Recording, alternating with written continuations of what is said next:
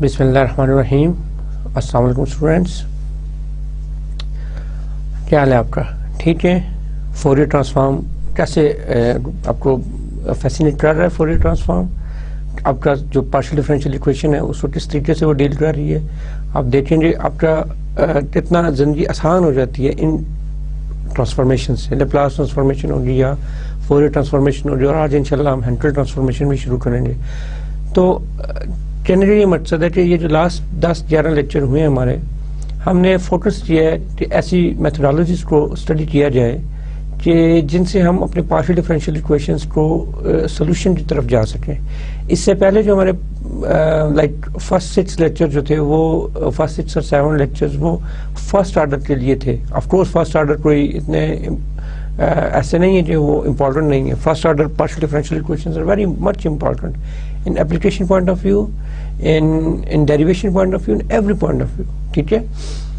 लेकिन जो second order partial differential equations हैं, इसमें जो आपके जो प्रैक्टिकल एप्लीकेशन है, for example heat equation, for example wave equation, and for example इनकी जो आगे आ जाती है आपकी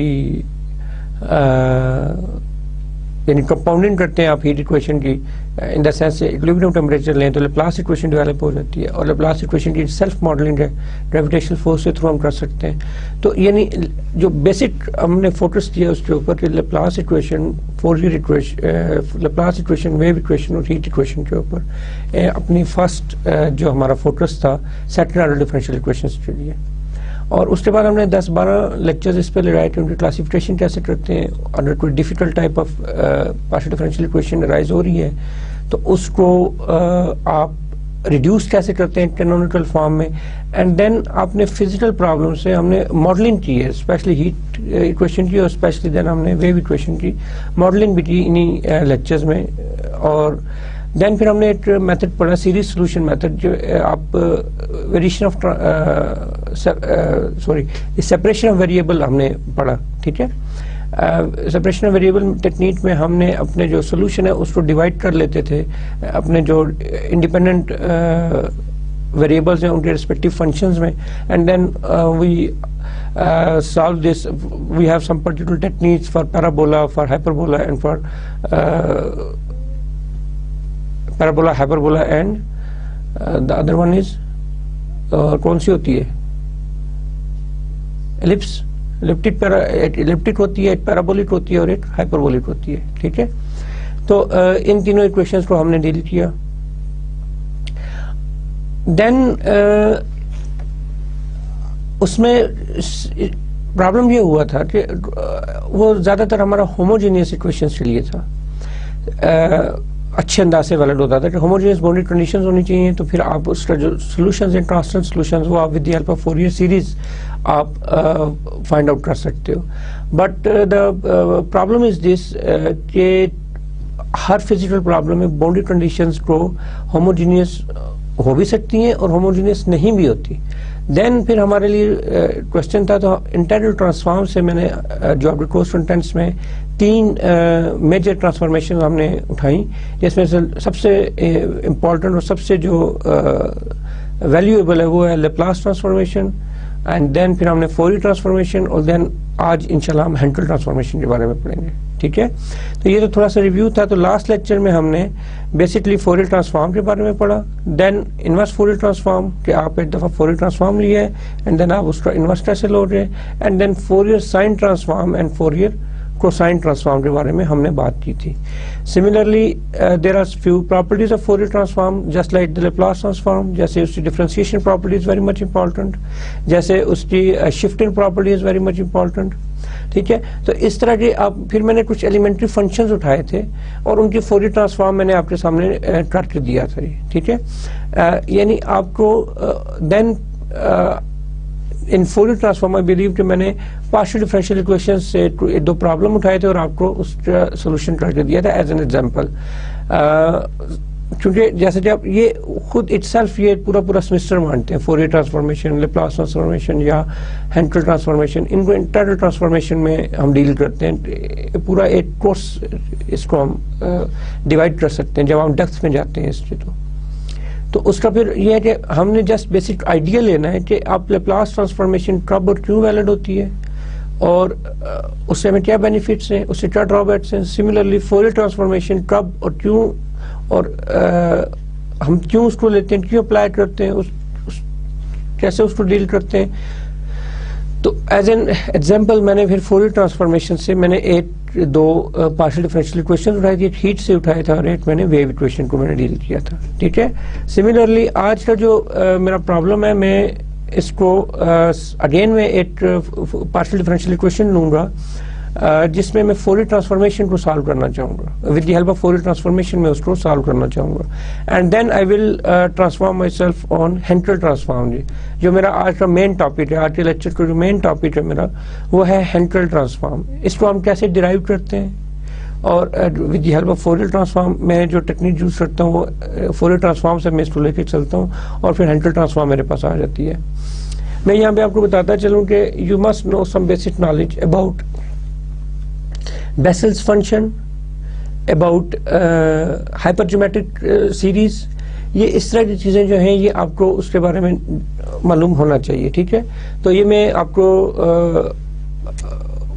होमवर्क देता हूँ कि बेसल्स फंक्शंस के बारे में आप पढ़ेंगे। What are the Bessel's function. Basically आपके बीएससी के कंटेंट्स में ये शामिल है कोर्स टॉपिक के बेसल्स फंक्शन क्या होते हैं और आपने उनको किस तरह से डील करना है। ठीक है, तो आप यकीनन ये पढ़ के आए होंगे, लेकिन आज मैं थोड़ा सा रिवाइज उनको भी करूंगा, इन द सेंस से उनकी प्रॉपर्टीज लिख दूंगा, लेकिन डिटेल अगर किसी को चाहिए हो तो उसके लिए मेरा सबसे मुफीद मशवरा ये है कि विकीपीडिया इज द बेस्ट। उस पर मैंने आज सुबह भी देखा बेसल्स फंक्शन बड़े अच्छे अंदाज में लिखे हुए हैं। इसके अलावा आप बेसल्स फंक्शन गूगल करो तो आपको बेबहा लिटरेचर मिल जाएगा उसके ऊपर। अदरवाइज जो मैंने बुक्स बताई हैं, स्पेशली मिंटू की जो बुक है उसके अंदर उसने बेसल्स फंक्शंस को भी डील किया हुआ है, तो आप उनको देखेंगे जी। क्योंकि मैं बेसल्स फंक्शंस की डिटेल में नहीं जाऊंगा यहाँ पे। द रीज़न इज कि अगर मैं उससे डिटेल में जाऊंगा तो फिर मुझे मजीद 3-4 लेक्चर चाहिए और ये कोर्स को कंप्लीट करना, ख़त्म भी करना है। आज हमारा माशाल्लाह 29वां लेक्चर है, इसके बाद 3 लेक्चर है और still we are left with one more topic, the SL system जी, स्टर्म लॉयली प्रॉब्लम जी। ठीक है, तो उसको हमने डील करना है अभी। हमने अगले 2 लेक्चर्स में या 3 लेक्चर्स में जिस तरह भी होगा। तो आज बहरहाल हमने जो स्टार्ट करेंगे हम solution of partial differential equation using Fourier transform जी। In an example last lecture I solve this example. Uh sets the Laplace equation मैंने ली थी और मैंने कहा था कि u of h0 is equal to f of x, my x is and y is greater than 0। और मैंने कहा था कि मैं हाफ प्लान की बात करता हूँ, y greater than 0 है तो मेरा सोल्यूशन इस एरिया में होगा। ठीक है, और साथ मैंने कहा था कि u is bounded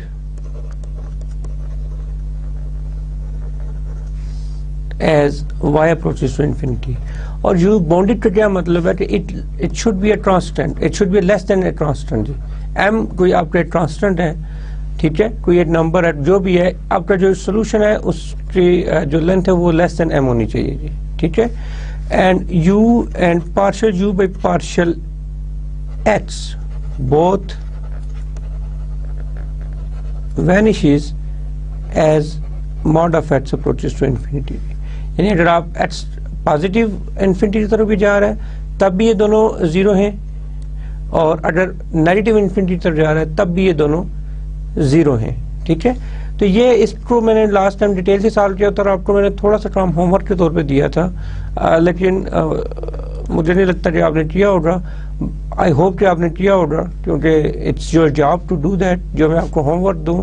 सो देखें क्लास में और यूनिवर्सिटी में आप क्योंकि प्रैक्टिकल लाइफ में हैं, तो प्रैक्टिकल लाइफ में मीन्स आप अपने ऑफिस में जाते होंगे, वहाँ पे आपके बॉस हैं, आपके सबऑर्डिनेट्स हैं।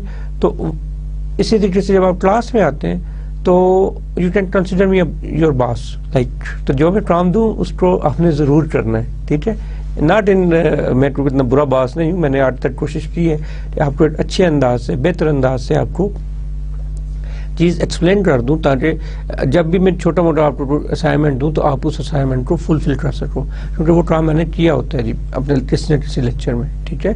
तो कोई भी ऐसी चीज़ मैं नहीं पढ़ा रहा होता स्टूडेंट्स को जो उनके लिए अनयूजुअल हो, जो इस तरह से हो नहीं कि सर ये तो पता नहीं क्या हम पढ़ रहे हैं, हमारे साथ से गुजर है। I try my best to explain in on very low level, मैं बहुत नीचे जाके मैं इसको एक्सप्लेन करता हूँ, ठीक है। वहां से फिर मैं उठाता हूँ और अपनी चीज को लेके ऊपर आता हूँ। सो इसका जो सोल्यूशन था वो था something like that.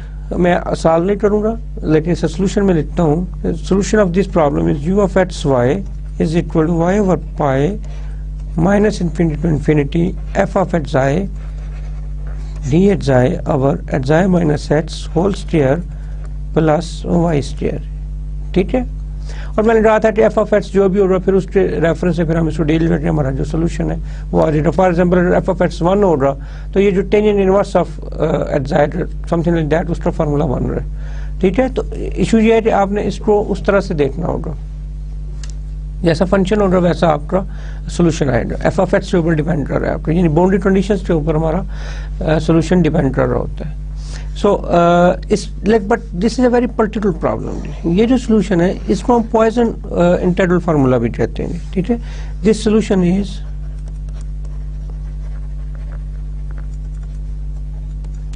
A well known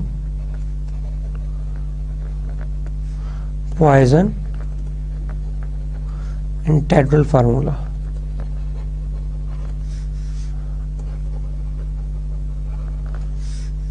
And is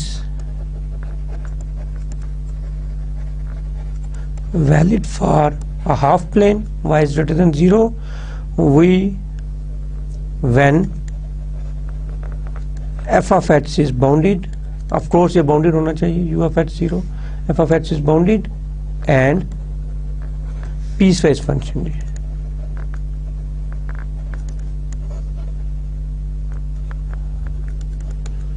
for all real x, for all real x. So इसको मैं क्वेश्चन 1 का नाम देता हूँ। मैं आज इसके ऊपर थोड़ी डिस्कशन करना चाहता हूँ, पॉइसन इंटीग्रल फार्मूला।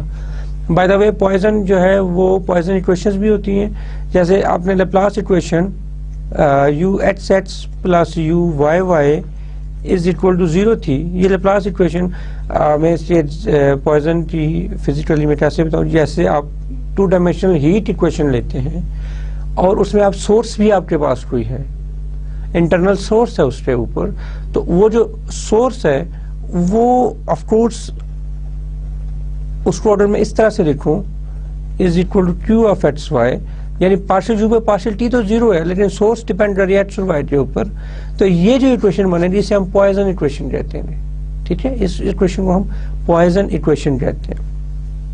बहरहाल मेरा जो टॉपिक है जिसपे मैं मेन बात कर रहा हूँ वो ये है कि वो है लेप्लास इक्वेशन, जिसमें मैं सोर्स कोई भी नहीं ले रहा होता, यानी सोर्स मेरी इंटरनल सोर्स 0 होती है। सो अब मैं अगर अब ये देखें ये क्या है, ये डिरिचलेट कंडीशन है, u of x 0 is equal to f of x। अब अगर फोरियर ट्रांसफॉर्म में मेरे पास न्यूमन कंडीशन आ जाती है, यानी ये तो डिरिचलेट कंडीशन थी, न्यूमन कंडीशन आ जाती है, तो आप उसको कैसे डील करते हो? तो उसके लिए आप बजाय उसका पूरा प्रोसीजर नहीं देखते, आप उसको किसी भी तरह से इस मेन प्रॉब्लम में कन्वर्ट कर लेते हो। जैसे अगर मुझे कहा जाए कि आप इसका सोल्यूशन निकालें, मैं इसको अनदर एग्जांपल के नाम पर रखूंगा कि let's say u x x plus u y y this is equal to 0 and Neumann condition and u x of 0 is equal to f of x and minus x less than minus infinity to plus infinity and u is bounded, बाकी जो terms है वो same रहेंगे, u is bounded as y approaches to infinity and u and partial u by partial x both vanish as mod of x approaches to infinity, ठीक है। तो ये अब प्रॉब्लम आ रही है। अब प्रॉब्लम पहले ये था कि ये डिरिचलेट कंडीशंस थी, ठीक है, जिसमें मेरे और ये न्यूमन कंडीशन आ रही। अब मैं बेसिकली अपने इस प्रॉब्लम को कन्वर्ट कर सकता हूँ अपने इस प्रॉब्लम में भी हो। अब देखें मैं कैसे कन्वर्ट कर सकता हूँ। मैं एक फंक्शन डिफाइन करता हूँ, let's say phi of x y is equal to, let's say this is u y of x y. ये एक नया फंक्शन देखिए, u जो है एक function of x and y है, ठीक है, depending on x and y. जब आप इसका डेरिवेटिव ले रहे हैं तो वो भी तो एक्स और वाई के ऊपर ही डिपेंड करेगा ना, ठीक है। तो उसका नाम, इस डेरिवेटिव वाले का नाम मैं रख लेता हूँ फाई ऑफ एक्स वाई, ठीक है। तो this is phi of x y is equal to u y into x y. अब अगर मैं यू एक्स एक्स देखना चाहूँ वो क्या है, और यू वाई वाई देखना चाहूँ वो क्या है, तो उस तरीका में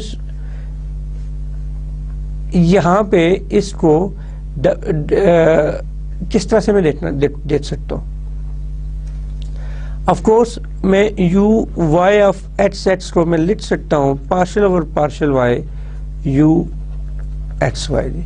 अब अगर मैं इसका डेरिवेटिव लूँ with respect to x square with respect to x, तो लेट्स से वो बनता है partial partial x into partial u में पार्शियल वाई। तो this is equal to partial और पार्शियल वाई को मैं बाहर रख के पार्शियल यू में partial x, and similarly partial 2 by partial x square जो होगा ये मेरे पास आ जाएगा पार्शियल पार्शियल वाई। तो मैं क्योंकि ये कम्यूट करेंगे आपस में, यू कंटिन्यूस होगा, तो ये partial 2u by partial x square आ गया, ठीक है। अब आप अगर होर से देखेंगे ये क्या चीज बन रही है, इसको मैं अगर लिखूं partial 2u by partial x square partial y is equal to partial और partial y into partial 2u by partial x square. तो अगर आप होर करें, जस्ट लुक एट दिस, मैंने ये स्टेप थोड़ा सा गलत लिख दिया। Partial u by partial y की वैल्यू क्या थी, partial u by partial y की वैल्यू थी फाई ऑफ एक्स वाई जी। तो इसकी वैल्यू मैं यहाँ पे लिखूँ partial 2 by partial x square into phi of x y जी इज इक्वल टू पार्शियल और partial y partial 2u by partial x square.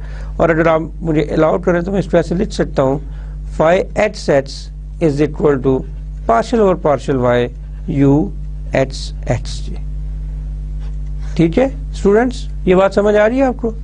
अब सिमिलरली मैं फाई वाई वाई को मैं पार्शियल और पार्शियल वाई इनटू ये ब्रैकेट भी डाल देता हूँ ताकि आपको पता चले कि ऑपरेटर किसके ऊपर अप्लाई हो रहा है, यू वाई वाई जी। अब इन दोनों टर्म्स को मैं ऐड करता हूँ तो मेरे पास आ जाएगा phi of x x plus phi of y y is equal to partial और partial y into u of x x plus partial और partial y into u of y y, and this is partial और partial y u x x plus u y y. And what is this, but given that u x x ये Laplace equation नहीं बन रही, and this is Laplacian function बन रहा है, तो this is equals to 0 in Laplace equation, so ये term 0 हो रही, तो मेरे पास आ गया phi x x plus phi y y is equal to 0। एक इक्वेशन इस न्यू फंक्शन में मेरे पास ये आ गई। अब मेरे पास जो बाउंड्री कंडीशंस थी वो ये थी कि u y of, let me check वो एग्जैक्टली क्या थी, वो थी u y of x zero is equal to f of x, ठीक है, u y of x zero is equal to f of x. So students ये किससे equal था, ये phi of x zero is equal to f of x आ गया। तो ये जो इक्वेशन बन रही phi of x zero is equal to f of x, and then मैं लिख सकता हूं कि फाई इज बाउंडेड, क्योंकि यू अगर बाउंडेड है तो फाई भी बाउंडेड होगा, phi is bounded as y approaches to infinity and phi and partial phi by partial x both vanishes as x1 approaches to infinity। So students ये कौन सा problem बन गया, phi x x phi y y is equal to 0 phi x y, ये differential problem नहीं बन गया जिसको हमने सॉल्व किया था और जिसका सोल्यूशन था पॉइसन इंटीग्रल फार्मूला, जिसका सोल्यूशन था पॉइसन इंटीग्रल फार्मूला। तो इसका जो सोल्यूशन होगा वो होगा मेरे पास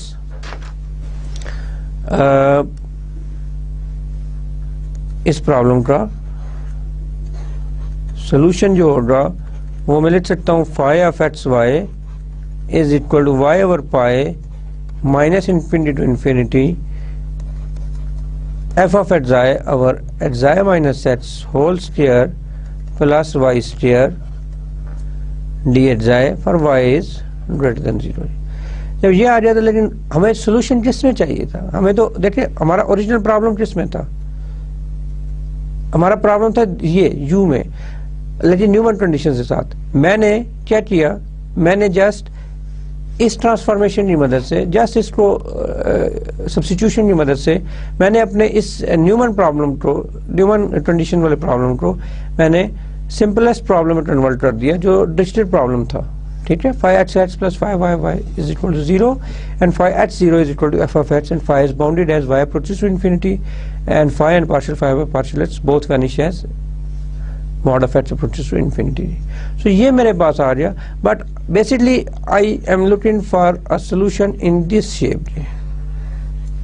ठीक है, तो मैं बैक सब्स्टिट्यूशन ढूंढूंगा, फाई की वैल्यू में ले लूंगा। सोल्यूशन तो मैंने डायरेक्ट इवैल्यूएट कर लिया, क्योंकि ये तो इसका ये तो पॉइसन इंटीग्रल फार्मूला आ गया ना। ठीक है, ये इसका जो सोल्यूशन है वो पॉइसन इंटीग्रल फार्मूला है। तो इसका जो फाई की मैं दोबारा लिखता हूँ, phi of x y y over pi minus infinity to infinity f of x I over x I minus x whole square plus y square d of x I and y is greater than 0।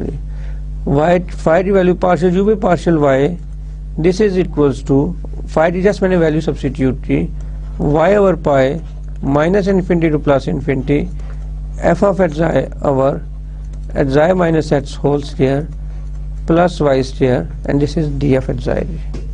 You में लाने के लिए मुझे इसको दोबारा integrate करना चाहिए। ठीक है ना जी, इंटीग्रेशन यील्ड्स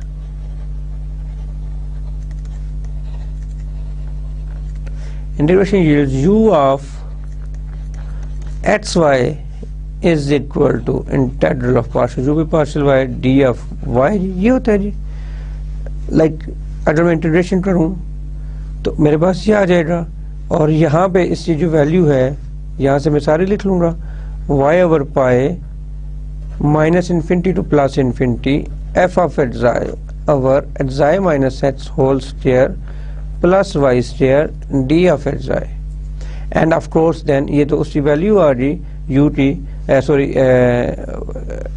ये सारी, और डी वाई मेरे पास आ गया, बल्कि ये ब्रैकेट यहाँ पे आनी चाहिए थी। ठीक है,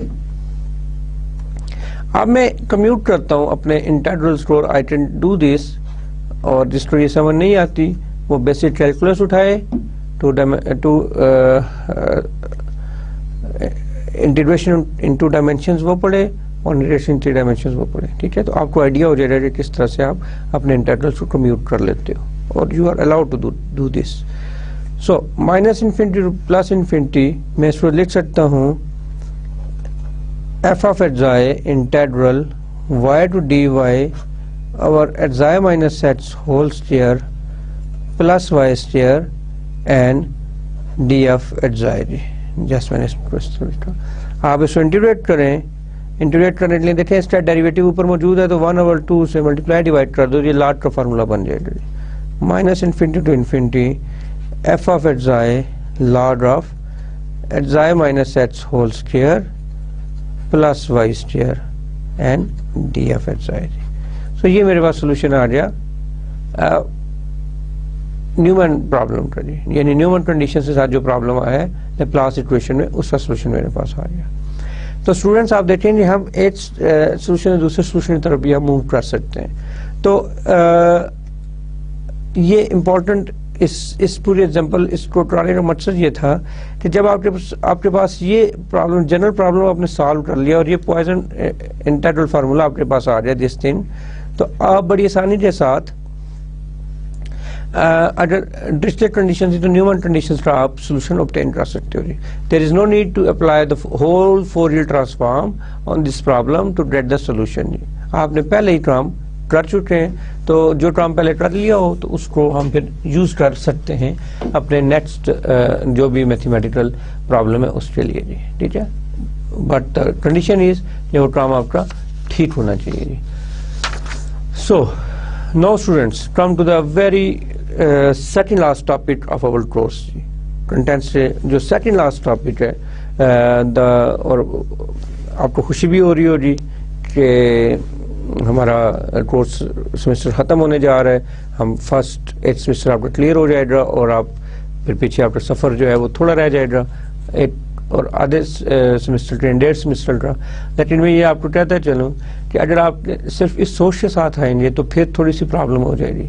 मैथमेटिक्स तो एक ऐसा सफ़र है कि जिसमें आप एक दफ़ा, ये एक मैराथन है, it's like a marathon with no ending, यानी आपने एंड नहीं करना, ठीक है। ये तो एक पूरी, इसके अंदर एक पूरी दुनिया है। अगर आप इसको, ये हमने तो जस्ट अभी इसको किनारे पे बैठ के एक पत्थर फेंका है और वो पत्थर के चंद एक छींटे भी शायद नहीं है, बस ऐसे हमें फीलिंग आ रही है कि यार इधर पानी है, यानी जस्ट हमने अभी तो ऊपर ऊपर से इसको देखा है। तो इसी डेप्थ में जब आप जाएंगे तो यू कैन फील कि आप एक बहुत अच्छा काम कर रहे हो, मतलब अब आपका पैशन इंक्रीज हो रहा है, इसमें दिलचस्पी लें इस काम में। और इसके लिए दिलचस्पी कैसे लेंगे, जब इस तरह की इंटीग्रेशन आपको अच्छी आती होगी। Basically partial differential equations is a subject of applied mathematics, ठीक है। तो ऑफ कोर्स अप्लाइड मैथमेटिक्स रहा है, तो फिर अप्लाइड मैथमेटिक्स का मतलब ये है कि जो आपकी रोजमर्रा एक है एब्स्ट्रैक्ट मैथमेटिक्स, उसकी अहमियत से इनकार मुमकिन नहीं है प्योर मैथमेटिक्स की। बट अप्लाइड मैथमेटिक्स का पढ़ने का ये फायदा होता है कि आपको पता चल रहा होता है कि हो क्या रहा है ना, यानी लाइफ में चल क्या रहा है, गेम क्या चल रही है। प्योर में भी पता चलता है, लेकिन उसके लिए बहुत डेप्थ में जाने की जरूरत होती है, ठीक है। और दैट्स वाई वो बहुत कम लोग जाते हैं उस तरफ। मैं खुद अप्लाइड में आया था इसीलिए कि इससे मुझे थोड़ा सा जो बाहर की दुनिया है उसके साथ भी मेरा रब्ता रहता था, ठीक है। सो अब बेसिकली हम चलते हैं, हमारा जो सेकंड लास्ट टॉपिक है, किधर गया जी, यहाँ से ये हेंकेल ट्रांसफॉर्म जी, वो खत्म ही नहीं हो रहा। सो हेंकेल ट्रांसफॉर्म की तरफ चलते हैं। हेंकेल बेसिकली एक जर्मन मैथमेटिशियन था, पिछली सदी में 1800 समथिंग में वो उसने ये काम किया था। और उसने ये हेंकेल ट्रांसफॉर्मेशन स्पेशली उन फंक्शंस के लिए उसने डेवलप की थी जो बेसिकली डिपेंडेंट हो, जिनका डायरेक्ट रिलेशन हो ओरिजिन के साथ, जो ओरिजिन के ऊपर डिपेंड कर रहे हो। और इस तरह के फंक्शन को ज्यादातर डिस्कस किया जाता है इन पोलर कोऑर्डिनेट्स में, ठीक है। यानी ऐसे फंक्शंस जो जिनका ओरिजिन के साथ ताल्लुक हो, ठीक है, और ओरिजिन के साथ उनका जो डिस्टेंस है वो उसका इंडिपेंडेंट वेरिएबल बन रहा हो, जैसे आर या थीटा जो भी हो रहा, तो उस तरह के। और ये प्रैक्टिकल प्रॉब्लम इस तरह से है कि बहुत सारे आपके जो फिजिकल प्रॉब्लम है, जैसे सर्कुलर रिंग ड्रॉप ले लें, उसमें ड्रॉप हीट को देखना चाहिए, वेव इक्वेशन इस तरह से। तो इसमें आपको मिलेगा कि हेंकेल ट्रांसफॉर्मेशन आपको हेल्प करेंगे उसमें।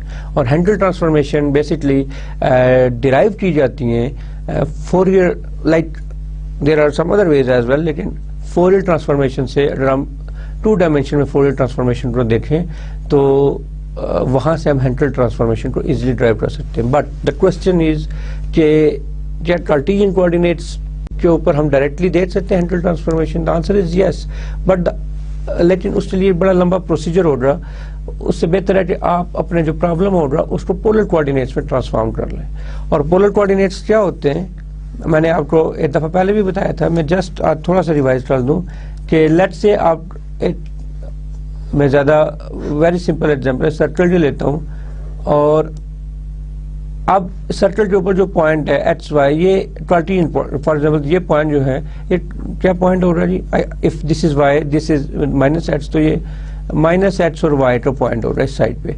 यहाँ पे जो भी पॉइंट हो रहा है उसे एक्स वाई कहेंगे, दोनों पॉजिटिव है, यहाँ पे दोनों नेगेटिव होंगे, और यहाँ पे एक्स पॉजिटिव है और वाई नेगेटिव होगा, ठीक है। तो इस तरह से, लेकिन अगर मैं इनका रिलेशन ओरिजिन के साथ बना दूं, हर पॉइंट का रिलेशन ओरिजिन के साथ बना दूं, तो फिर उनको मैं पोलर कोऑर्डिनेट्स कहूंगा। जैसे लेट्स से मेरा ये पॉइंट है दिस थिंग, तो और ये सर्कल, लेट्स से सर्कल है, और इससे जो डिस्टेंस है यहाँ से लेकर यहाँ तक, उसे मैं आर कह देता हूँ, रेडियस, लेट्स से रेडियस को मैं आर कहता हूँ, और ये सर्कल है और ये इसका रेडियस है। तो आप ये पॉइंट एक्स है, ऑफ कोर्स ये इस लाइन से कैलकुलेट हो रहा है, this is your x, and जो वाई है वो ये वाई होगा, तो ये वाई है तो फिर ये भी वाई होगा। तो इनकी जो रेशियो है वो हम बेसिकली बचपन में पढ़ते आ रहे हैं, एच ओवर आर जो होती है base over hypotenuse, this is equals to cosine of theta जी, और ये एंगल आपका थीटा है जी, ठीक है। Similarly y over r this is sine of theta जी। रेशियो जो है आप इस तरह से देखते हो तो एच की वैल्यू क्या आ जी, r cos theta, and y की वैल्यू क्या आ जी, आर साइन ऑफ थीटा जी। तो ये पोलर कोऑर्डिनेट्स हैं। इन पोलर कोऑर्डिनेट्स में आपने अपनी इक्वेशंस को डिराइव भी किया था।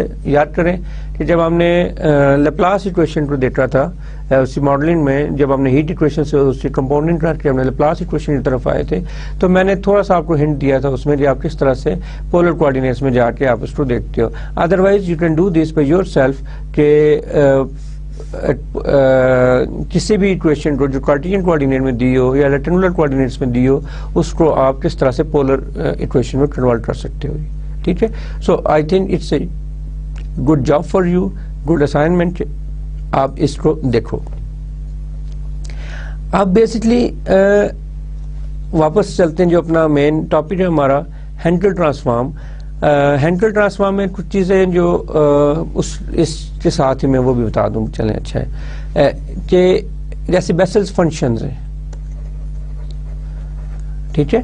बेसल्स फंक्शंस के बारे में मैं आपको कहता चलूँगी, ये आपको खुद देखना है, it's your job to learn about the Bessel's functions. Bessel's functions arise कहाँ से होते हैं, मैं ये थोड़ा सा बता दूं कि आपके पास कोई इक्वेशन है अगर इस तरह की, this is y dash y double dash and h y dash plus h square minus n square into y is it, ये इसको बेसल फंक्शन कहते हैं। ये एक second order ordinary differential equation है। इसको मैं लिख लेता हूँ d2h square d2y और dh square plus h dy by dx plus h square minus n square y is equal to 0। ये बेसल्स फंक्शंस, ये जो इक्वेशन है ये डिराइव होती है। ये इंशाल्लाह हम इसका थोड़ा सा टच जब हम एसएल प्रॉब्लम करेंगे तो वहाँ पे मैं दूंगा आपको ज़्यादा डिटेल से बात हम उस सेक्शन में कर लेते हैं। लाइक जो 31 और 32 जो लेक्चर होगा हमारा लास्ट लेक्चर, उसमें हम इसके ऊपर भी थोड़ी सी बात करेंगे। लेकिन फॉर द मोमेंट मैं आपको ये सजेस्ट करता हूँ कि जब हम इस इक्वेशन को सॉल्व करने जाते हैं तो फिर हमारे पास बेसल्स फंक्शन आते हैं जी, ठीक है। और बेसल्स फंक्शंस 3 टाइप्स के होते हैं, Bessel's functions of first kind, Bessel's function of second kind, Bessel's functions of third kind जी। जो थर्ड काइंड है बेसल्स फंक्शन की, वो भी हैंकेल की ही देन थी जी, ठीक है, इस दुनिया को। यानी उसकी कंट्रीब्यूशन है मैथमेटिक्स में हैंकेल ट्रांसफॉर्म और vessels functions of third kind. ये हैंकेल जो जर्मन मैथमेटिशियन था, ये उसकी कंट्रीब्यूशन है मैथमेटिक्स में। सो जब हम वापस चलते हैं इसके ऊपर कि हैंकेल ट्रांसफॉर्म को डिराइव कैसे करना है, फोरियर के तो बारे में मैंने आपको उससे डेरिवेशन की इतनी जरूरत भी नहीं थी, और वो एक सिंपल सा फार्मूला है और वहां से आप उसको देख सकते हो। लेकिन डेरिवेशन के लिए बल्कि मैंने वो कहा था, रिमेंबर मैंने क्या कहा था, मैंने कहा था कि फोरियर सीरीज जो हमने पढ़ी है, आपने फोरियर सीरीज से फोरियर ट्रांसफॉर्म तक कैसे पहुंचते हो, ठीक है। इसमें फोरियर इंटीग्रल फार्मूला भी एक आता है बीच में। ये मैंने शायद आपको असाइनमेंट के तौर पे दिया है या आपको वैसे होमवर्क के तौर पे दिया है, तो बहरहाल ये आपने देखना है और वो आप देख सकते हो क्योंकि हमने फोरियर सीरीज को डिटेल से पढ़ा हुआ है, ठीक है। तो फोरियर सीरीज का फोरियर ट्रांसफॉर्म के साथ एक कनेक्शन है, वो कनेक्शन आप, वो जो मिसिंग लिंक है वो आपने उसको देखना है, ठीक है। तो बेसिकली स्मिथर सिस्टम में ऐसा ही होता है कि अगर मैं आज आपको काम दे रहा हूँ तो आप प्लीज उसको आज ही करें। जैसे ये काम ऑर्डर मैंने उस दिन दिया था और जिन लोगों ने कर लिया होगा वो भी सेटिस्फाइड बैठे होंगे, और जिन लोगों ने नहीं किया होगा वो परेशान बैठे होंगे कि यार ये तो सर ने कहा था और हमने नहीं किया और अब क्या होगा। तो कोई बात नहीं, आज कर लें, ठीक है ना। वो पंजाबी में कहते हैं कि डुले बहरा दा कीजिया, यानी कि जो चीज़ हाथ से गिर गई है आप उसको उठा भी सकते हैं दोबारा, कोई ऐसा इशू नहीं है आपके लिए। टाइम अगर गुजर भी जाए तो नो प्रॉब्लम, अभी भी टाइम है आपके पास, यू कैन डू दिस, ठीक है। ये मैं आपको कॉन्फिडेंस देना चाहता हूँ। अब बेसिकली हम वापस चलते हैं फोरियर ट्रांसफॉर्म की तरफ। फोरियर ट्रांसफॉर्म जब हम देखते थे यहाँ से f of alpha, Fourier transform वो था 1/2 pi, what is this, sorry दोबारा लिख लेते हैं, f of alpha is equal to 1/2 pi minus infinity to infinity e raise power iota alpha x and f of x and d of x. ठीक है, आपने f of x जो Fourier transformation इससे करनी है। अब अगर आपके पास ये वन डायमेंशन में बात हो रही है, अगर आप टू डायमेंशन में चले जाओगे, ठीक है, टू डायमेंशन में जब आप फोरियर ट्रांसफॉर्म देखोगे, मैं इसको देखता हूं, two dimensional Fourier transform.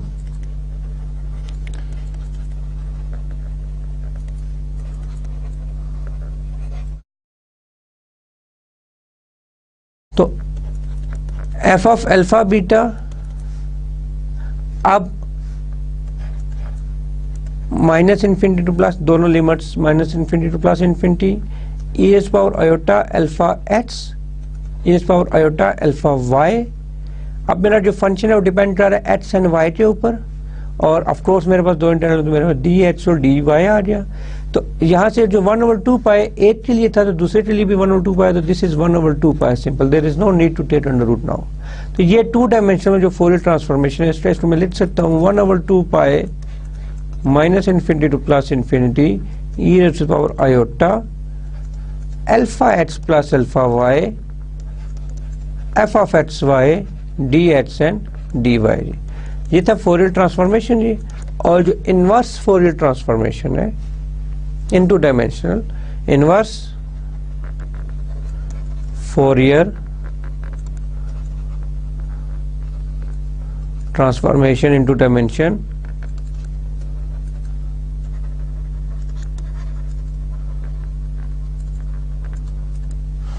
is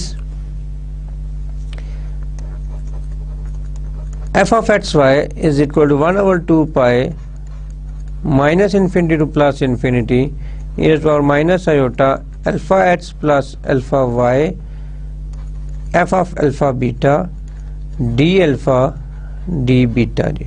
ठीक है, ये आपके पास आ गया फंक्शन, ये कैपिटल एफ ऑफ अल्फा है ना, ये capital F means Fourier transformation of इस फंक्शन, और ये इसका मतलब आपने इनवर्स ले लिया, आपने फंक्शन अपना दोबारा हासिल कर लिया। तो ये टू डायमेंशन में हमने ये फोरियर ट्रांसफॉर्मेशन दे दी।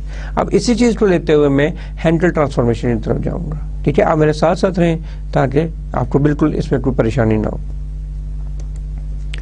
ठीक है, मैं बार बार आगे पीछे जाने की बजाय मैं दोबारा लिख लेता हूँ फोरियर ट्रांसफॉर्मेशन, और उसकी इस स्लाइड के ऊपर भी f of alpha beta is equal to 1/2 pi minus infinity plus, और ये डबल इंटीग्रल के लिए iota alpha plus alpha alpha x plus beta y f of x y d x d y, ये आ गया। और सिमिलरली आप जो इनवर्स लेते हो, तो f of x y is equal to 1/2 pi minus infinity to plus infinity minus iota alpha x plus beta y, and this is capital f of f alpha beta d alpha d beta जी। ठीक है, तो students जब ये चीज़ आपके पास आ गई, तो इसका जो बनेगा मेरे पास, इसको मैंने अभी हैंकेल ट्रांसफॉर्मेशन में देखना है।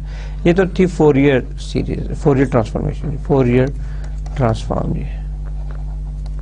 ठीक है, अगर मैं इसमें पोलर कोऑर्डिनेट्स इंट्रोड्यूस करा दूं, अगर मैं देखें पोलर कोऑर्डिनेट का मतलब क्या है कि जो ओरिजिन के साथ मुतल्लिक बना लूं, I can if I develop a relation with origin, कि एक्स और वाई के साथ उसका मैं रिलेशन बना लूं, तो फिर मेरे लिए एक्स और वाई का आर और थीटा के साथ, तो मेरा जो फंक्शन होगा वो डिपेंडेंट हो जाएगा ओरिजिन के ऊपर।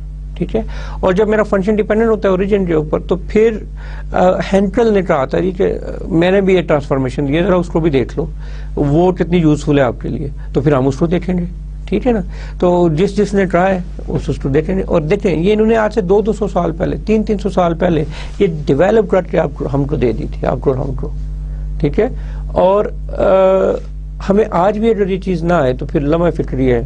ठीक है, तो इसलिए इसको इस अंदाज से भी सोचेंगे, यार उन्होंने 200 साल पहले दी थी, और हम पे तो क्योंकि ये इल्म हासिल करना फ़र्ज भी है, तो इस फ़र्ज को फ़र्ज लेते हुए हम इसको देखेंगे। ठीक है, सो मैं ट्रांसफॉर्मेशन लेता हूँ, जो मैं लेट से एक्स को मैं आर कॉस ऑफ थीटा लेता हूँ, और वाई को मैं लेता हूँ आर साइन ऑफ थीटा।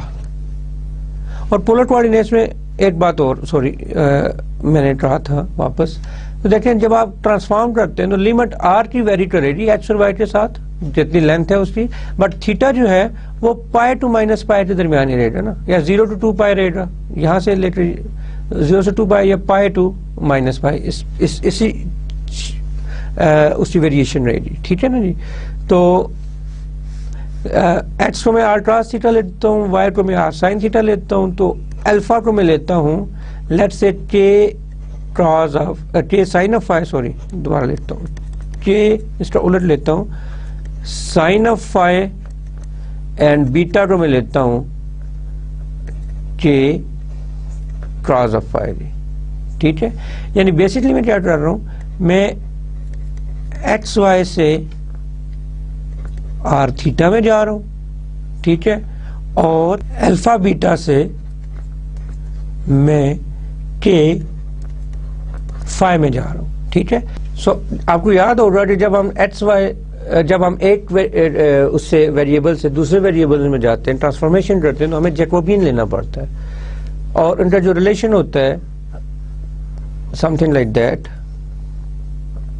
कि अगर डी एक्स डी वाई जो होगा वो Jacobian of d r d theta होगा जी, ठीक है। और जैकोबियन कैसे फाइंड आउट, ये एक थ्योरी है, इसके ऊपर थ्योरम है हमारे पास, सिंपल एलिमेंट्री क्लासेस में हमने देखा होगा कि आप अगर एक्स वाई से आप आर थीटा में जाओगे तो आपको जैकोबियन से मल्टीप्लाई करना पड़ता है। और जैकोबियन के बारे में हमने इससे रिहासल बहस की हुई है जब हम ट्रांसफॉर्मेशन करते थे कैनोनिकल फॉर्म से जी, ठीक है। ट्रांसफॉर्मेशन करते थे पार्शियल डिफरेंशियल इक्वेशन की कैनोनिकल फॉर्म में रिड्यूस करते थे, तो हम एक्स वाई को एक्साइटा लेते थे, ठीक है। तो यहाँ पे आर थीटा की बात हो रही है तो जैकोबियन बारह लेना पड़ेगा। तो जैकोबियन क्या होता है, determinant of partial of x y और पार्शियल ऑफ आर थीटा जी, ठीक है, इसका डिटर्मिनेंट जी। तो मैं लेता हूं, ठीक है, तो पार्शियल एक्स वाई और पार्शियल आर थीटा, इसका जो डिटर्मिनेंट होगा वो होगा partial x by, this is partial x, sorry partial x by partial r, partial y by partial r, जो मैंने नोटेशन रखी हुई है, partial x by partial r, partial x by partial theta and partial y by partial theta, and this is equal to nothing but partial x by partial r क्या होगा, cos of theta, और partial y by partial r क्या होगा, sine of theta, और partial x by partial r क्या होगा, minus r cos theta, minus r sine theta, sorry क्योंकि cos derivative sine होता है, और ये आएगा आर क्रॉस ऑफ थीटा जी, डेरिवेटिव क्रॉस। इसे सॉल्व करूंगा तो r cos square theta plus r sine square theta, I don't know ये लाइन कैसे आई इसके ऊपर, ठीक है। तो ये आर कॉमन लें तो cos square theta plus sine square theta, and this is equal to 1, so this is Jacobian, आपके पास आर आ गया। तो इनका जो रिलेशन होगा, यानी आप डी एक्स डी वाई को रिप्लेस कर सकते हो डी आर डी थीटा के साथ, और डी अल्फा डी बीटा को रिप्लेस कर सकते हो के, देखें ना आर की बजाय के हो जाए ना यहाँ पे, के डी फाई, इसके साथ रिप्लेस कर सकते हो। एक चीज तो ये होगी, लिमिट्स जो है वो आर, देखें इनका आपस में मैं रिलेशन बनाऊं तो x square plus y square r के इक्वल होता है, तो एक्स वाई की वैल्यू कुछ भी ले लें तो आर जो है वो पॉजिटिव ही रहेगा। तो एक्स की वैल्यू इन्फिनिटी लूंगा तो आर इन्फिनिटी की तरफ जाएगा, माइनस लूंगा तब भी इन्फिनिटी की तरफ जाएगा, ठीक है। तो this is something like that, r जो वेरी करेगा वो 0 टू इन्फिनिटी करेगा, और जो मेरा थीटा है वो वेरी करेगा माइनस पाई टू पाई, ठीक है। इस पे मैंने अभी डिस्कस किया कि थीटा मेरा क्यों वेरी करेगा माइनस पाई टू पाई, क्योंकि देखें मैं दोबारा बता देता हूँ, जो ओरिजिन के साथ होगा तो एंगल तो आपके पास यही होंगे ना, minus pi to pi r, 0 to 2 pi, अगर 0 टू 2 पाई लेते हो तो भी ठीक है, कुछ बुक्स में 0 टू 2 पाई लिया हुआ है। इवन अगर आप माइनस पाई बाई 2 से पाई बाई 2 लेते हो, यानी आप इसी क्वार्टर में रहते हुए, यानी मुल्ला ने दौड़ मस्जिद तक की होगी ना, टोटल 360 एंगल हो सकते ना किसी भी जगह पे, तो थीटा की वैल्यू 360 होगी, तो दिस इज सेम थिंग जी। सो आर ये हो गया। Now I am in the position to transform these things in the new variables जी। लेकिन यहाँ पे मेरे पास अल्फा एक्स और बीटा वाई पड़े हुए हैं, मैं अल्फा एक्स और बीटा वाई को भी तो देखना चाहूंगा, उनको भी तो एड्रेस करना चाहूंगा, और उसके लिए क्या करना होगा, मुझे अल्फा को एक्स के साथ और बीटा को वाई के साथ मल्टीप्लाई करना होगा, ठीक है, और फिर उनका आपस में एडिशन भी लेना होगा जी। Alpha x and beta y, so multiply करते हैं, करेंगे multiply. Alpha x this is equal to r k cos theta sine phi, cos, ये मैं यहाँ पे ऐसे लिख लेता हूँ, cos theta sine phi, and beta y क्या होगा, beta y is r k sine theta cos phi, और इनको अगर मैं ऐड करूं तो alpha x plus beta y, ये दोनों टर्म्स ऐड होकर आर के मुझे आउट दे देंगी, मतलब कॉमन में ले लूंगा, तो क्रॉस ऑफ थीटा, तो r k cross of theta sine of phi plus sine of theta cos of phi, and this gives me r k, ये देखिए साइन का फार्मूला है, साइन थीटा प्लस फाई जी, यानी alpha x plus beta y जो है वो equal होगा r k sine theta plus phi. Now I am fully able to transform everything जी, ठीक है।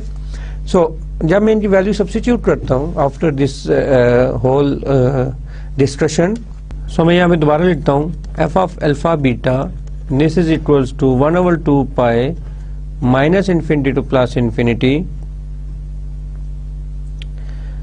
E raise power iota alpha x plus beta y f of x y d x d y, और जो सी Fourier transformation थी inverse Fourier वो था 1/2 pi minus infinity to plus infinity minus iota iota alpha x plus beta y f of alpha beta d alpha d beta. तो ये सारा मैंने भी आपके सामने एक्सप्लेन किया कि मैं इसको किस तरीके से अपने न्यू वेरिएबल्स में जाऊंगा। तो ये मेरे पास अल्फा बीटा जो है रिप्लेस हो रहे हैं के फाई में, and this gives me this is equals to 1/2 pi, और आर मैंने आपको बताया अभी पिछली स्लाइड पे, आर 0 टू इन्फिनिटी की तरफ जाएगा, और जो थीटा है वो मेरा 0 टू 2 पाई या माइनस पाई 2 पाई, में माइनस पाई 2 पाई को रिकमेंड करता हूँ जाएगा, और e iota alpha x plus beta y की वैल्यू अभी भी मैंने कैलकुलेट की है r k sine theta plus phi, so ये आ जाएगा iota r k sine theta plus phi, and x y को आर थीटा में कह सकता हूँ क्योंकि एक्स वाई का मैंने इसमें रिलेशन कन्वर्ट किया, तो डी एक्स डी वाई को मैंने अभी भी आपको बताया, कैलकुलेट भी करके बताया कि d x d y is equal to r d theta, ये जिसको भी इनके साथ मल्टीप्लाई करूंगा, तो ये आर डी थीटा, और इसको मैं लिख सकता हूँ दोबारा, and I am allowed to do this, r d r और minus pi 2 pi e raise to the power iota r k sine theta phi.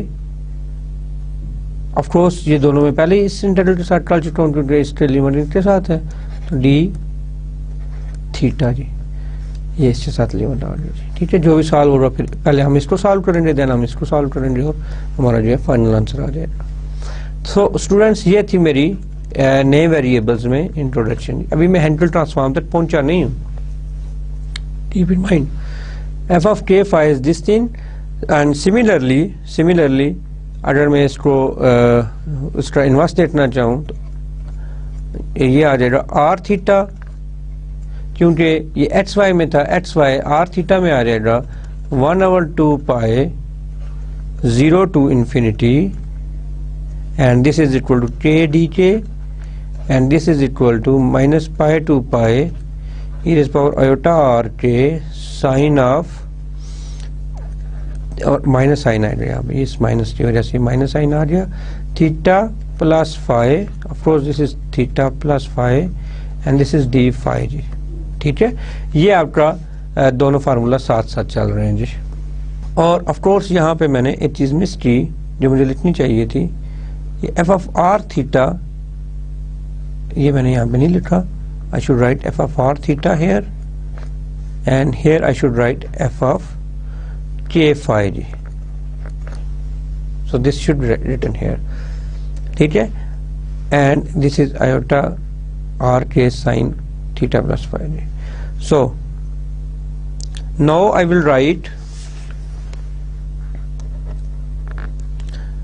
now consider f of r theta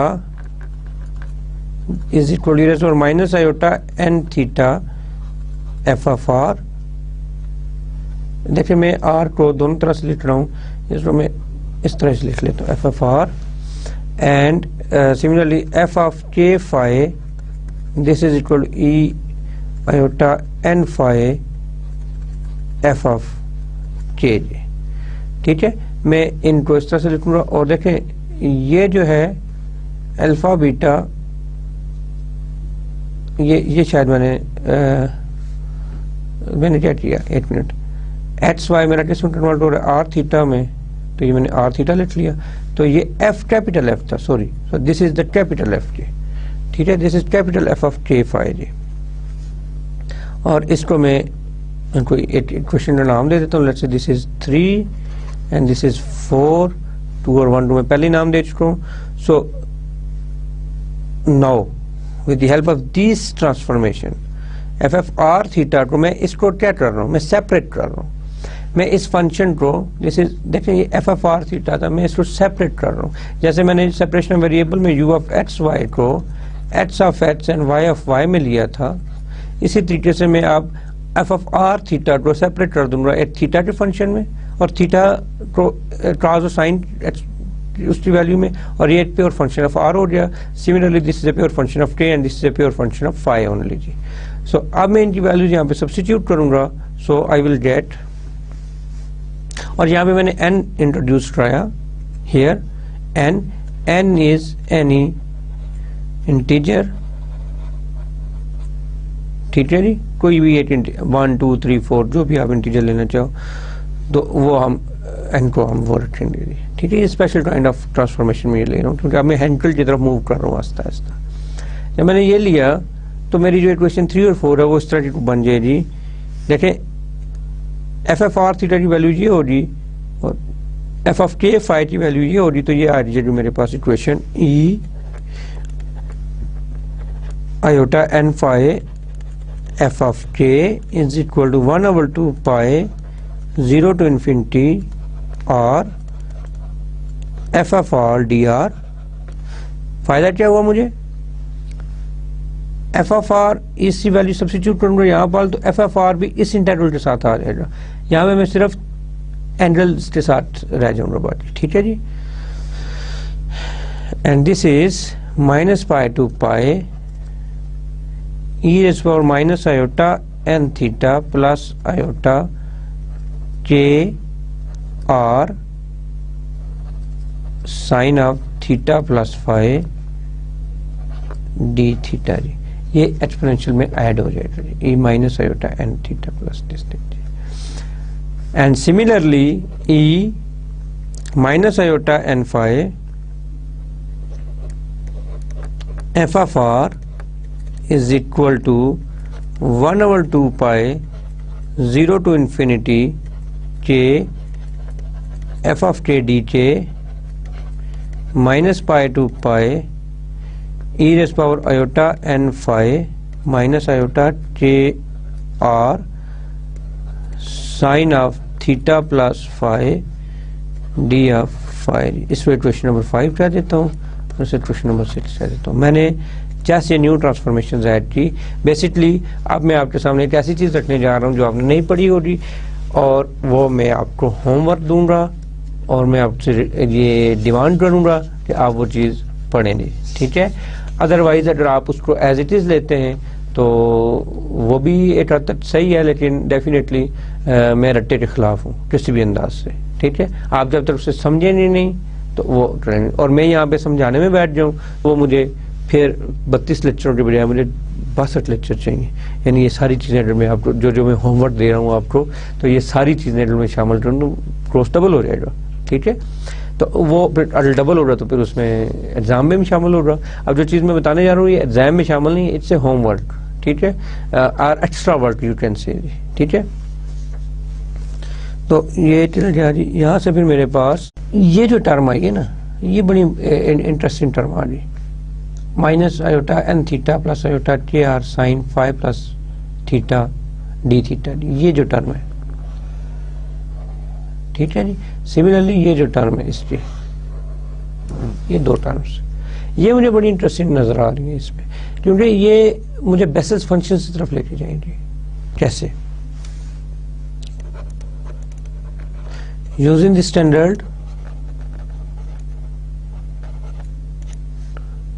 representation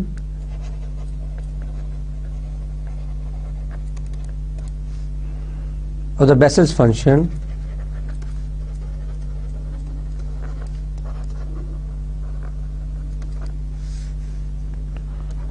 Jn Kr in the form,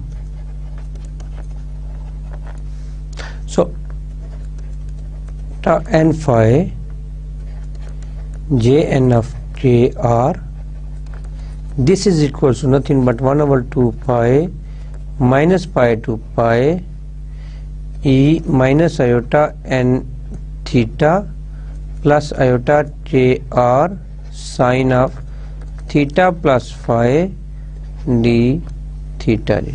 It is very important formula, ठीक है। Basically मैं क्या कर रहा हूँ, ये बेसेल्स functions की जो प्रॉपर्टीज हैं और बेसेल्स फंक्शंस कैसे प्रोड्यूस होते हैं। बेसेल्स फंक्शंस के लिए मैंने एक क्वेश्चन लिखी थी कि सेकंड ऑर्डिनरी डिफरेंशियल इक्वेशंस जब आप सॉल्व करने जाते हो तो एक special type of second ordinary differential equation है, उसको आप लेते हो तो आप फिर उसके बाद बेसेल्स फंक्शंस आते हो। फिर आप आज पूरी स्टडी है बेसेल्स फंक्शंस के ऊपर, होल स्टडी, लोगों ने बुट्स लिख मारी है इसके ऊपर। तो मैं आपसे इतना मुतालबा नहीं करता, मैं जस्ट ये कहता हूँ कि बेसिस फंक्शंस जो बेसिक्स हैं वो आप खुद करें, ठीक है। It's your job to do this, okay. So j n k r is equal to 1 over 2 pi minus pi to pi e raised power minus iota n theta plus iota k r sin theta plus phi and d theta D. तो ये इस चीज से equal होते हैं। अब मैं just इसकी वैल्यू इन above result में प्लॉट करूंगा जी। So the above results assume the forms, then the above results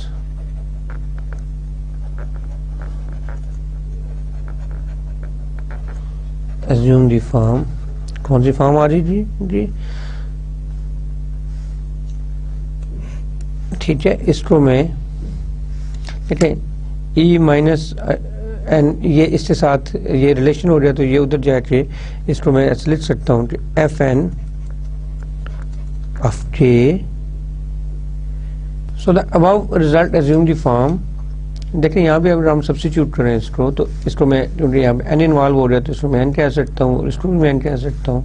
तो e raise power iota n phi, this is equals to 1 over 2 pi, तो इसके साथ चला गया तो 1 over 2 pi, और इसकी सारी वैल्यू जो है this is equals to 0 to infinity r f f r e raise power iota n phi d r. और ऑफ कोर्स ये जो बेसेल्स फंक्शन तो मैंने लिखा ही नहीं, जो इम्पोर्टेंट था जी एन के एफ आर, ठीक है जी। और यहाँ से आपका ई आयोटा एन फाई जो है ये आउट हो जाएगा, ये इसको कैंसिल कर देगा, and you are left only with f n of k is equal to 0 to infinity r f of r Bessel's function of order n k r d r. And इसी तरह से ये जो इसका इन्वर्स होगा, इसको मैं f of n r, this is equals to 0 to infinity r f of r j n j r d r ये आ गया जी, ठीक है। और ऑफ कोर्स यहाँ पे फिर एफ नहीं आएगा क्योंकि ये फोरियर है तो ये कैपिटल एफ होगा। यस, ये छोटी छोटी मिस्टेक्स मुझसे हो रही हैं, आई डोंट नो। देखिए मैंने कैपिटल एफ रखा हुआ है। यस, तो दिस इज कैपिटल एफ जी, ठीक है। और of course then capital f of k जी, कैपिटल एफ ऑफ के जी, ठीक है, कैपिटल एफ ऑफ के। ये जो मेरे पास रिलेशन आ गया फाइनली बेसेल्स फंक्शंस में, इसको मैं कहता हूं हेंकेल ट्रांसफॉर्म जी, हेंकेल ट्रांसफॉर्म। और ये जो नीचे वाला रिलेशन है इसको मैं कहता हूं इनवर्स हेंकेल ट्रांसफॉर्म जी, इनवर्स हेंकेल। क्या था इसमें? बेसिकली कुछ भी नहीं, मैं थोड़ा सा इसको रिवाइज कर दूं आपके लिए। हमने क्या किया, हम वन डायमेंशनल फोरियर ट्रांसफॉर्म की ये इक्वेशन थी, हमने यहाँ से टू डायमेंशनल बनाई। तो एक्स के लिए आयोटा ये टर्म आ रही एक्सपोनेंशियल टर्म, ये वाई के लिए आ रही, फंक्शन मेरा एफ ऑफ एक्स में था तो एफ ऑफ एक्स वाई हो गया, तो डी एक्स डी वाई बन गया जी। तो सिमिलरली ये एफ ऑफ अल्फा बीटा को मैं इसको कंबाइन करके लिख लूँ तो ये बन जाएगा, और इनवर्स फोरियर ट्रांसफॉर्म सिमिलरली इस तरह से बन गया। अब मैंने एक्स वाई को पोलर कोऑर्डिनेट्स में ले लिया, और पोलर कोऑर्डिनेट्स को सॉरी मैंने यहाँ पे डिस्कस भी किया। X over y is equal to r cos theta and y is equal to r sine theta. और यहाँ से फिर मैंने आपको ये आइडिया भी दिया कि बेसेल्स फंक्शंस जो हैं ये आपको होमवर्क है, इस इक्वेशन से हम डिराइव करते हैं, ये ऑर्डिनरी डिफरेंशियल इक्वेशंस हैं, और ये आई बिलीव के बीएससी के कोर्स ऑफ कंटेंट में ये शामिल है बेसेल्स फंक्शंस को रीड करना है, ठीक है। सो on believing on the contents of BSc I am moving on जी, मैं इसको यहाँ से आगे लेके चलूँगा, इसको डिराइव नहीं कर रहा मैं। तो ये मेरे पास आ जाता है इसका कॉम्बिनेशन, और देन मैंने जस्ट ये वैल्यू सब्स्टिट्यूट किया, एक्स लॉ cos थीटा और वाई लॉ sin थीटा, और अल्फा को मैंने के साइन फाई लिया, बीटा को के क्रॉस फाई लिया। स्पेशल इसलिए लिया कि मैंने मेरा जो जैकोबियन है वो इंतहाई सिंप्लीफाइड फॉर्म में आ गया। तो इनका जो रिलेशन था डी एक्स डी वाई वो are d r d theta, और डी अल्फा डी बीटा जो है वो के डी फाई बन गया जी। और सिमिलरली मुझे alpha x plus beta y चाहिए था, तो मैंने इसको इन दोनों को मल्टीप्लाई कर दिया, तो alpha x is equal to r k cos theta sine phi आ गया, similarly r k sine theta cos phi आ गया, और alpha x plus beta y equal to this thing जी। मैंने इसकी वैल्यू यहाँ पे दोबारा प्लॉट की, तो एफ ऑफ अल्फा थीटा मेरे पास ये आ गया। और ऑफ कोर्स जब मैं ये तो मैंने दोबारा वैसे लिखे थे, जब मैं इस वैल्यू सब्स्टिट्यूट करता हूँ तो अल्फा बीटा ट्रांसफॉर्म हो रहे हैं के फाई में, और आर जो है वो मेरा आर या के जो भी होगा मेरा वो 0 to इन्फिनिटी होगा, और थीटा या फाई जो भी होगा वो मेरा माइनस पाई टू पाई होगा, और इस तरह से मैंने इसको लिख लिया। और ये डी एच डी वाई जगह पे मैंने आर डी थीटा मैंने लिखा। सिमिलरली यहाँ पे मैंने इसको लिखा आर डी थीटा, और सिमिलरली जब मैंने इसको डी फाई में कन्वर्ट किया तो के डी फाई आ जाएगी, ठीक है। फिर मैंने ये स्पेशल इसको मैंने सेपरेट कर दिया, जैसे मैंने सेपरेशन ऑफ वेरिएबल में अपने दो फंक्शन सेपरेट कर सकता हूँ। तो ये मेरे पास ऐसी क्लास है मेरे पास इन फंक्शंस की, otherwise I can not do this, कि मैं इसको इस तरह से मैं लिख लूँ exponential power minus iota n phi f f r, और इसको मैंने इस तरह से लिखा, और इनकी वैल्यू जब मैं यहाँ पे प्लग करूँगा तो मेरे पास एक बड़ी यूनिक सी इक्वेशन आएगी, जो इक्वेशन 5 और 6 में मैंने रिप्रेजेंट की है, e raise power minus iota n theta plus iota k r sine theta plus phi, ये मेरे पास आ गया। और बेसेल्स फंक्शंस की प्रॉपर्टीज में after reading some details of the Bessel's functions I came to know that my this Bessel's functions of order n, this is for order n, this is equal to this thing जी। और इनकी जगह पे मैंने replace करके देखा, यहाँ पे इसकी वैल्यू को और इसकी वैल्यू को मैंने इसके साथ रिप्लेस कर दिया, तो मेरे पास ये सोल्यूशन फाइनल सोल्यूशन मेरे पास आ गया, ठीक है। तो दिस इज मैंने एक के लिए किया था काम, और ये जो दूसरे के लिए मैंने आपके लिए ये होमवर्क है, but this homework is included in your exam, कि यानी f n of k just values plot की यहाँ पे करें, और e minus iota n phi cancel हो जाएगा, and we are very happy with the derivation of the central transform right now. ये हमारे पास आ जाए सेंट्रल ट्रांसफॉर्म और ये उसमें आ जाए इनवर्स सेंट्रल ट्रांसफॉर्म। अब आगे चलते हैं, ठीक है। इसमें देखिए सेंट्रल, इसको मैं दोबारा लिखना चाहूँ तो इसको मैं ऐसे लिखूंगा। मैं इस स्लाइड के ऊपर कुछ दो बातें और मैं डिस्कस करना चाहता हूँ, वो मैं यहाँ पे लिखूंगा कि एफ एन ऑफ के, इसको मैं h n of central transform of f of r is equal to 0 to infinity और basis function of order n j r f of r d r जी, ठीक है जी। और इसको मैं इक्वेशन 8 कह देता हूँ जी, इसको इक्वेशन 7 और इन दोनों कोऑर्डिनेट को मैं इक्वेशन 8 कह देता हूँ जी। F of r this is equal to central function of inverse f of k is equal to 0 to infinity k basis functions of order n k are fn of k। यार of course n involve हुआ है उसमें, तो मैं n लिख लूँ ना लिखूँ, it's up to me। this is basis function 8 इसमें आ जाए, 8 इसमें आ जाए, तो n को मैं यहाँ पे order of the central transform से डिनोट करता हूँ, this is, and this is order of the inverse central transform जी, ठीक है। The central transform of order 0, central transform of order 0, of course 0 कब होगा, जब n इज इक्वल टू 0 होगा, end of the first order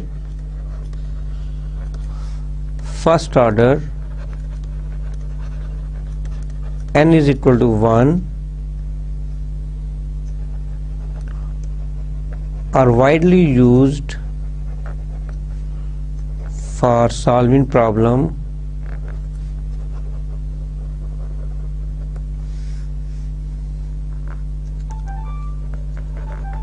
involving Laplace equation in cylindrical geometry।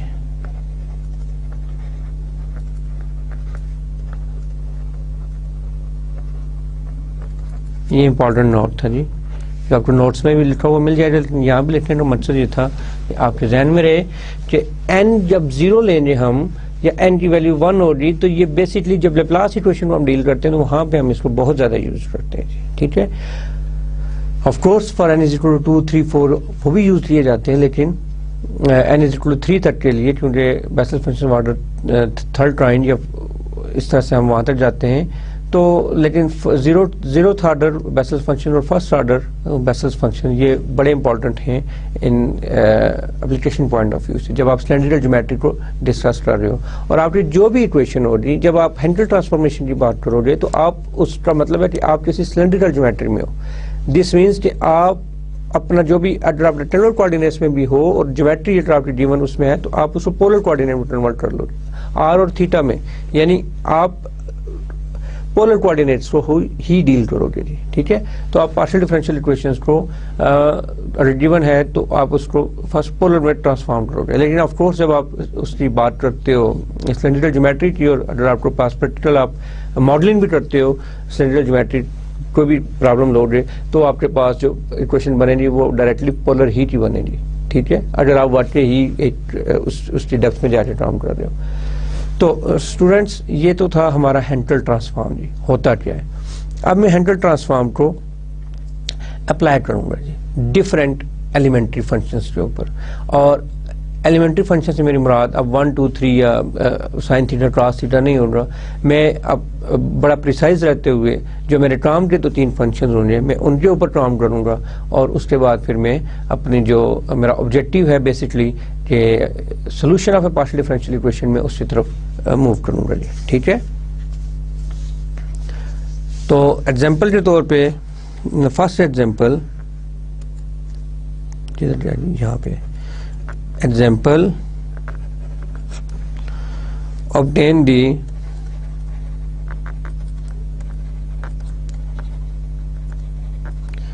zeroth order Hankel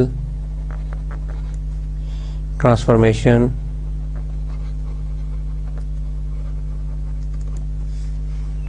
of the Heaviside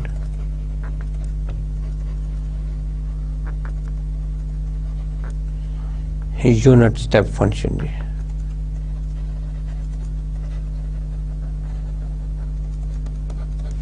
अब Heaviside unit step function क्या था ये आपको याद ही होगा, ठीक है जी। मैं इसका सोल्यूशन लेता हूँ।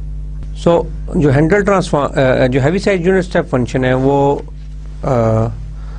यहाँ से डिफाइन इस तरह से हुआ है, u a minus r r, अब मैं आर थीटा में बात कर रहा हूँ तो आर में लूंगा, is equal to 0 if a minus r is less than 0 and 1 if a minus r is greater than or equal to 0 जी, ठीक है जी। तो इसका जो हैंडल ट्रांसफॉर्म है जीरोथ ऑर्डर की बात हो रही है, जीरोथ ऑर्डर की। और मैं आपको बताऊं कि अब हैंडल ट्रांसफॉर्म हम या तो जीरोथ ऑर्डर पर बात करेंगे या फर्स्ट ऑर्डर के ऊपर, हम इससे ज्यादा के लिए बात नहीं करेंगे इन फ्यूचर, ठीक है।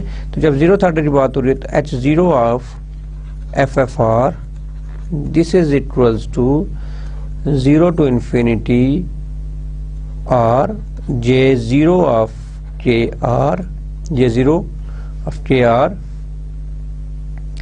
and f of r मेरे पास अब था यूनिट स्टेप फंक्शन जी, u of a minus r dr जी, ये मेरे पास आ गया। अब मैं r इसकी वैल्यू जो है इस ये क्या मतलब है इसका, जब a is less then r और दूसरे लफ्जों में r is greater then a जी, ये 0 होगा, और जब r लेस देन a होगा तो उसका आंसर 1 होगा। तो मैं अपने इस इंटरवल को ब्रेक कर लूंगा in the sense 0 to a r j naught of k r u of a minus r dr plus a to infinity r j naught of k r and u of a minus r d। तो this goes to 0 जी, ये 0 हो जाएगा क्योंकि इस term के लिए मेरे पास answer 0 है, r ग्रेटर देन a हो तो इसके लिए 0 है। और ये जो मेरे पास बन जाएगा handle transform of zeroth order, basically h naught of u into a minus r this is equals to 0 to infinity r j naught of k r 0 to a जी, सॉरी 0 to a, क्योंकि देखिए ना this is 0 to a है जी, ठीक है, 0 to a r j naught of k r dr जी। इसको मैं क्वेश्चन 1 कहता हूँ और अब मैं इससे सोल्यूशन की तरफ जा रहा हूँ। अब बेसिकली मुझे इशू है कि मैंने इसका इंटेग्रल लेना है R J not basis function का इंटेग्रल। अब इसका देखें बेसिस फंक्शन की एक अपनी पूरी एक प्रॉपर्टीज हैं, उसकी डेरिवेशंस हैं, उसकी इंटीग्रेशन है। तो ये सारा काम आपको जो मैं हैंड आउट्स दूंगा उसमें तो है, मैंने लिख दिया है थोड़ा सा, लेकिन मैं यहाँ पे due to the time constraint it is not possible for me to do everything here. So इसकी जो प्रॉपर्टी है बेसिकली वो मैं यहाँ पे लिखता हूँ तो H P, let's say H P, H is variable, J of p minus 1 of h dh integral this is equals to hp j of p of h plus c जी, यानी basis function का जो integral है वो स्ट्रेटफुल होगा जी। अब ये j not of k r है तो बाहर r है और इधर k r है, तो मैं इसको सेम वेरिएबल रखने के लिए, यहाँ h था तो यहाँ पे भी h होना चाहिए, ठीक है। तो मैं इसको, ये मेरे पास एक रिजल्ट है, इस रिजल्ट को मैं यहाँ पे यूज करूंगा। तो वो कैसे यूज करूंगा मुझे करके बताएं। तो मेरे पास आ जाएगा r, लेट से मैं एज्यूम करता हूँ, मैं देखें ना के आर को मैं के आर को मैं जेड एच रख लेता हूँ, तो के डी आर किससे इक्वल हो जाएगा, डी एच से। तो डी आर की वैल्यू क्या आ जाएगी, 1/k डी एच से जी, और आर की वैल्यू यहाँ से क्या आ जाएगी, h/k। वैल्यूज में वहां पे सब्स्टिट्यूट करूंगा और देखें लिमिट भी अप्रोच करेगी। जब आपका r अप्रोच करेगा 0 को तो h भी अप्रोच करेगा 0 को, और जब आपका r अप्रोच करेगा 8 को तो h अप्रोच करेगा k8 को, ठीक है ना। तो लिमिट भी चेंज हो जाएंगी, तो h naught of u into a minus r and this is equals to 0 to ka, r की बजाय मैं उसकी वैल्यू सब्स्टिट्यूट करूंगा h/k and J not of x 1/k dx, और इसको मैं लिख सकता हूँ 1/k square 0 to k a x into j naught of x dx।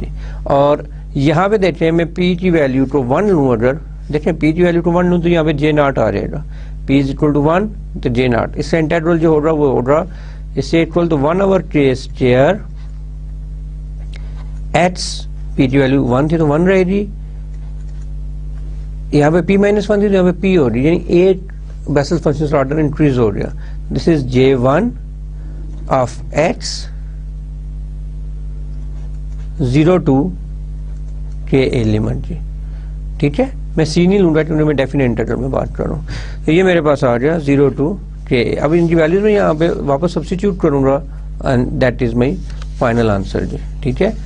Substitute चलो मैं कर देता हूँ, अपर लिमिट पुट करनी होगी क्योंकि लोअर लिमिट तो 0 कर देगा इसको, एच की बजाय के ए, सॉरी सो ये के ए बन गया, लोअर लिमिट 0 यहाँ पे एच की वजह से ये लोअर लिमिट 0 हो जाएगी, के उसके साथ कैंसिल हो गया and I M left only with not, जोश में थोड़ा हल्की हो रही, I am left only with यहाँ पे लिख लेता हूँ a/k j1 of k a of this is the my Hankel transformation of a Heaviside function j1 of k a/k j1 of k a।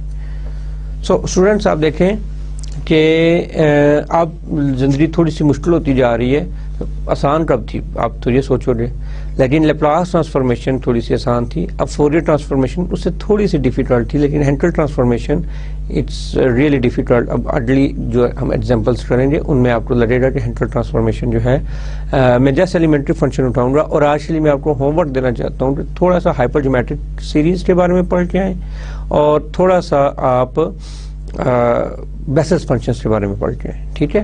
तो और ये चीज़ें आपको नेट के ऊपर बड़ी आसानी के साथ मिल जाएंगी, ठीक है। बेसिक चीज़ें, बिल्कुल बेसिक्स, आपको और कोई इसमें परेशानी की ज़रूरत नहीं है। जस्ट एक second order ordinary differential equation की सोल्यूशन की तरफ हम जाएंगे और वो भी होमोजीनियस, लेकिन लाइफ बहुत आसान है। तो आपके पास फिर बेसिस फंक्शन आ जाएंगे, ठीक है। और बेसिस फंक्शन को फिर आप डील करोगे और इस तरह से उनकी कुछ प्रॉपर्टीज़ हैं और उनकी डिफरेंशिएशन की प्रॉपर्टी है, उनकी इंटीग्रेशन की प्रॉपर्टी है, ये सारी बातें आप देखोगे तो फिर हमें आसानी रहेगी अपने जो फाइनल आंसर है उसकी तरफ, अपने जो फाइनल ऑब्जेक्टिव है उसकी तरफ जाने में। और what is our objective? To get the solution of a partial differential equation, to get the solution of a partial differential equation. So इसके साथ ही आज हमने जो बेसिक एग्जाम्पल की, कल हम इंशाल्लाह इससे 2 एग्जांपल्स और करेंगे और देन मैं फिर अपने आप को शिफ्ट करूंगा the solution of partial differential equation with the help of Hankel transform जी, ठीक है। उस वक्त तक के लिए अल्लाह हाफिज, अस्सलाम वालेकुम स्टूडेंट्स।